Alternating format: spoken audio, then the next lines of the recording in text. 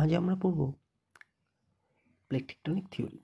তো continental deep থিওরিতে পড়েছিলাম যে কন্টিনেন্টগুলি ওশানের ওপরে ভেসে ভেসে একটি আরেকটির থেকে দূরে যায়, মানে দেশগুলি মহাসাগরের উপর ভেসে একটি আরেকটির থেকে দূরে চলে গিয়েছে।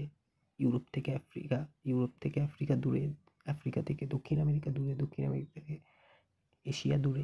তো এগুলো সব এক সময় এক জায়গায় ছিল, সেগুলো দূরে চলে গিয়েছে ভেসে ভেসে। কিন্তু কন্টিনেন্টাল ডিপ থিওরি এই কথাটিকে স্বীকার করেনি। তারা বা সায়েন্টিস্টরা এই কথাটিকে ভুল প্রমাণ করলো। তো 1912 থেকে 1960 পর্যন্ত মানুষ কন্টিনেন্টাল ড্রিফটেই বিশ্বাস করতো বা সায়েন্টিস্টরা, কিন্তু এরপরে বা এই সময়েও নানান গবেষণা চলেছে এবং 1961-এ হ্যারি হেস এসে সি ফ্লোর স্প্রেডিং থিওরি বা হাইপোথিসিসটি দিয়েছিল, যেটি কন্টিনেন্টাল প্লেট টেকটনিক থিওরিকে আসার জন্য হেল্প করেছিল বা আসতে অনেক হেল্প করেছিল। তো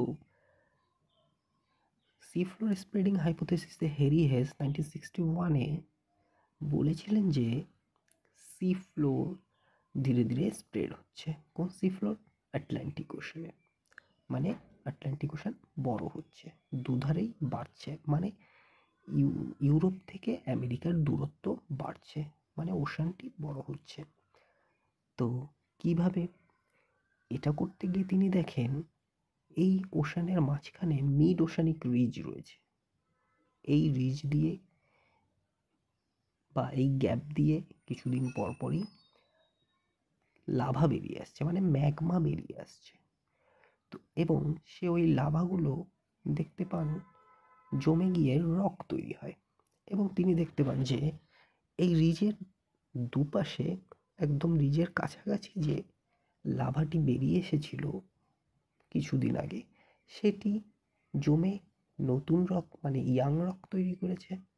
আর এই রিজের থেকে দুধারেই যত দূরে যাওয়া যায়, ইয়াং থেকে ধীরে ধীরে ওল্ড রকে পরিণত হচ্ছে, মানে ওই রক আরও অনেক আগে বেরিয়ে এসেছিল, একই জায়গা থেকে বেরিয়ে এসেছিল। তো এটা দেখার পর তিনি 1961-এ বলেন যে কন্টিনেন্ট ধীরে ধীরে বা ওশান ফ্লোর ধীরে ধীরে বড় হচ্ছে, আর কন্টিনেন্টগুলি একটি আরেকটির থেকে দূরে সরে যাচ্ছে। তো এই কথাটিতেও সায়েন্টিস্টরা এখনও শিওর হতে পারলেন না বা এখনও বুঝতে পারলেন না যে এটিই একমাত্র কারণ কিনা ওশানগুলোর দূরে যাওয়ার। তো সি ফ্লোর যে কন্টিনেন্টগুলো দূরে সরে যাওয়ার। তো সি ফ্লোর যে স্প্রেডিং হচ্ছে, এই ক্ষেত্রে তো নানান গবেষণা চলছিলই, এবং হ্যারি হেসও তার প্রমাণগুলো, এভিডেন্সগুলো দিল। এখানে লেখাই রয়েছে তিনি কিভাবে রক ডেটিংয়ের মাধ্যমে, এবং তিনি কন্টিনেন্টের রক এবং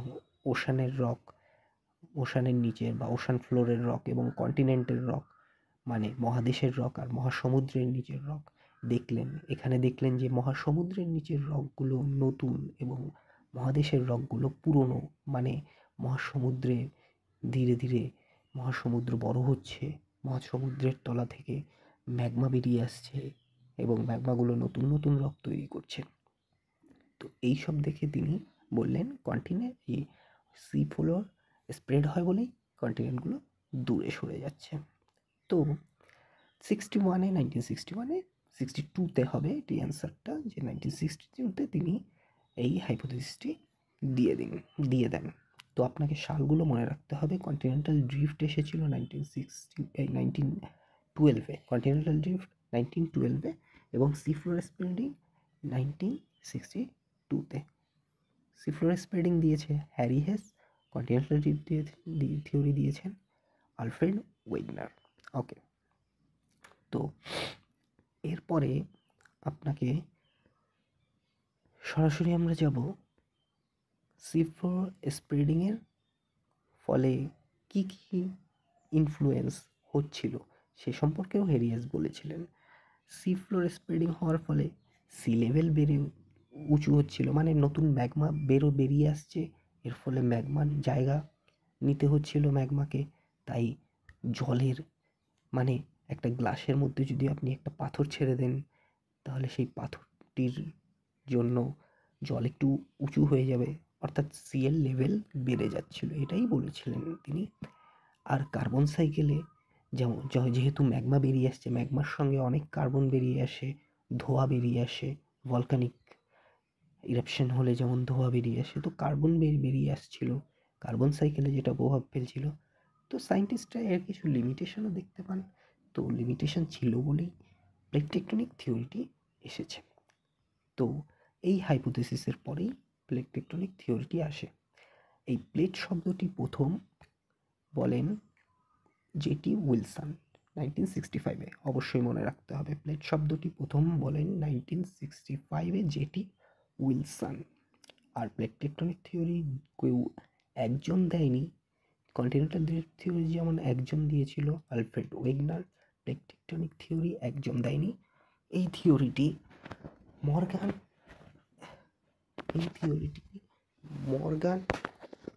ওয়েগনার, ম্যাকেঞ্জি, পার্কার, এই ওয়েগনার হবে না, ম্যাকেঞ্জি, মর্গান, পার্কার, হ্যারি হেসও এখানে অবদান রেখেছিল।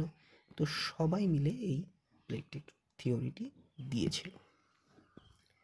তো প্লেট টেকটনিক থিওরিতে ফার্স্টেই বলা হয়েছিল যে আর্থের এই যে ওশান, কন্টিনেন্ট সব কিছুই ছোট ছোট প্লেটে বিভক্ত। এই প্লেটগুলি ভেসে আছে ম্যাগমার উপরে। কন্টিনেন্টাল ড্রিফট থিওরিতে বলেছিল জলের উপরে, আর প্লেট টেকটনিক থিওরিতে বলেছে ম্যাগমার উপরে। তো প্লেটগুলি ভেসে আছে ম্যাগমার উপরে।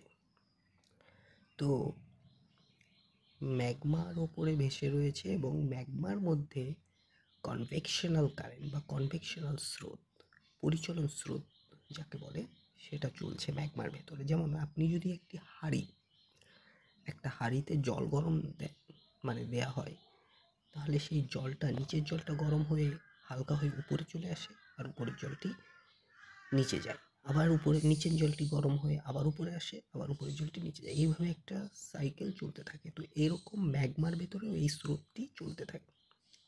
তো এই স্রোতের উপরে যদি ভেসে থাকে আমাদের ওশানের এই প্লেটগুলি, তো প্লেটগুলির মধ্যে মুভমেন্ট হয়। তো এই কথাটি বলেছে সায়েন্টিস্টরা। তো প্লেটগুলির মধ্যে যখন মুভমেন্ট হয়, তখন প্লেটগুলি একটি আরেকটার কাছে আসতে পারে, একটা আরেকটির থেকে দূরে সরে যেতে পারে। তো কন্টিনেন্টাল ড্রিফট থিওরিতে বলা হয়েছিল জলে ভেসে দূরে যায়, কাছে আসে। আর এখানে বলা হয়েছে যে ম্যাগমার উপরে, এই ওশান থেকে শুরু করে কন্টিনেন্ট সবই ম্যাগমার উপরে ভেসে রয়েছে এক একটা প্লেটে। আর এগুলো একটা আরেক থেকে দূরে বা কাছে সরে যাচ্ছে বিকজ অফ ম্যাগমার ভেতরের পরিচলন স্রোত বা কনভেকশনাল কারেন্ট। ওকে, তারপর এটা হলো প্লেট টেকটনিকের মতবাদ। তো প্লেট টেকটনিকের কারণে প্লেটের বাউন্ডারিতে কি কি হতে পারে, একটি আরেকটার থেকে কাছে আসতে পারে, একটি আরেকটির থেকে বাউন্ডারি দূরে যেতে পারে, বা একটি আরেকটির পাশাপাশি চলতে পারে। তো একটি আরেকটির কাছাকাছি এলে সেখানে তো মাউন্টেন বিল্ডিং হতে পারে, ভলকানিজম হতে পারে, আর্থকোয়েক হতে পারে। তো এগুলোই হলো এই প্লেট টেকটনিকের এভিডেন্স। তো এভিডেন্সের ভেতরে প্যালিওম্যাগনেটিজম মানে হলো এই যে লাভাগুলো বেরিয়ে আসছে, এর ভেতরে যে আয়রন প্রপার্টিস রয়েছে, তার আয়রন প্রপার্টিসের ম্যাগনেটিক বা পোলের অনুসারে এদের ম্যাগনেটিক যে পোলগুলো, কোন পোলের দিকে এরা মুভমেন্ট করে আছে। তো আজকে যেই লাভা বেরোলো বা ম্যাগমা বেরিয়ে এলো লাভা, সেটার ফলে যেই রক তৈরি হলো, তার ম্যাগনেটিক প্রপার্টিসগুলো কোন দিকে মুভ করে আছে। আবার কিছুদিন আগে যেগুলো বেরিয়েছিল সেগুলো কোন দিকে, ম্যাগনেটিক প্রপার্টিসগুলো কোন দিকে মুভ করে আছে। এগুলো হলো এই প্লেট টেকটনিকের এভিডেন্স। আরও এভিডেন্স হলো ইয়াঙ্গার রক, ওল্ডার রক। এগুলো যেমন কন্টিনেন্টে দেখা যায় ওল্ড রক, আর ওশানে দেখা যাচ্ছে ইয়াং রক। এগুলি হলো প্লেট টেকটনিকের এভিডেন্স। সি ফ্লোর স্প্রেডিংটাও একটি প্লেট টেকটনিকের এভিডেন্স। আর্থকোয়েক, ভলকানোস প্লেট টেকটনিকের এভিডেন্স। যে প্লেট একটি আরেকটার থেকে দূরে যাচ্ছে, কাছে আসছে, বা একটি একটি পাশাপাশি মুভ করছে। তো এই যে প্লেট, কিছু বড় প্লেট রয়েছে আমাদের এই আর্থে, কিছু ছোট প্লেট রয়েছে। তো এই বড় প্লেট ছোট প্লেটের অনুসারে মেইন মেজার প্লেট বলা হয় 7টিকে, যেগুলো বড় বড় প্লেট, অত্যন্ত আকারে বড়। এই প্লেটগুলির মধ্যে রয়েছে North America plate, Antarctica and surrounding plates, South America plate, Eurasia and adjacent oceanic plate, Pacific plate, Africa with eastern Atlantic floor plate, Indo Australian plate. এই 7টি হলো মেজার প্লেট। এছাড়া মাঝারি 20টি প্লেট রয়েছে। এই মাঝারি প্লেটগুলো আপনাকে খুব খুব মনে রাখতে হবে, কারণ ইউজিসি নেটে এই মাঝারি প্লেটগুলোর থেকে কোশ্চেন করে। যেমন গর্জে প্লেট, জুয়ান ডি ফুকা plate, Cocos plate, Nazca plate. এই প্লেটগুলি কেমন বাউন্ডারি তৈরি করেছে? সেটা কি ডিস্ট্রাকটিভ বাউন্ডারি নাকি কনস্ট্রাকটিভ বাউন্ডারি? আমি এখানে বাউন্ডারির চিহ্ন এবং ই সহ দেখিয়ে দিয়েছি এই ম্যাপটিতে। তো কোন প্লেট কোন ধরনের বাউন্ডারি তৈরি করেছে, এই জন্য আপনি গুগলে গিয়ে একটি প্লেট বাউন্ডারির ছবিও ডাউনলোড করে দেখে নিতে পারেন। হ্যাঁ, তো এবং এই প্লেটগুলির থেকে প্রচুর প্রশ্ন আসে পরীক্ষায়। আর আপনাকে বিশেষ করে এই continental drift, C floor spreading এবং প্লেট টেকটনিকে মনে রাখতে হবে কারা এই থিওরিগুলো দিয়েছে, কত সালে এসেছে, কোনটি আগে এসেছে, কোনটি পরে এসেছে, প্লেট শব্দটি কে দিয়েছে, আর এই প্লেট বাউন্ডারিগুলি কীভাবে, কোনটা ডিস্ট্রাকটিভ কোনটি কনস্ট্রাকটিভ, এই জিনিসগুলি জানতে হবে।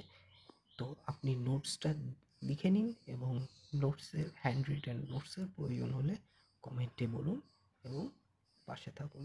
আস্তে আস্তে ইউজিসি নেটের সকল পড়া, সকল সিলেবাস আসবে আমার এই চ্যানেলে। ধন্যবাদ, নমস্কার। সবাই পড়াশোনার মধ্যে থাকুন, অবশ্যই আপনার নেট পরীক্ষার ক্লিয়ার হবে।